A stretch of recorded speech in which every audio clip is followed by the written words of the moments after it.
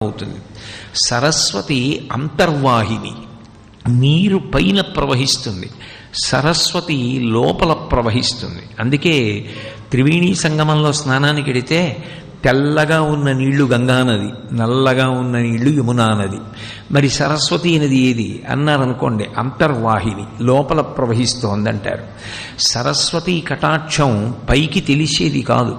భూపసభాంతరాళమున పుష్కళవాక్చతురత్వము ఆజిబహాపటు శక్తియున్ యశమునందనురక్తియు విద్యయందు వాంఛా పరివృద్ధియున్ ప్రకృతి సిద్ధగుణంబులు సజ్జనాళికిన్నంటాడు భర్తృహరి.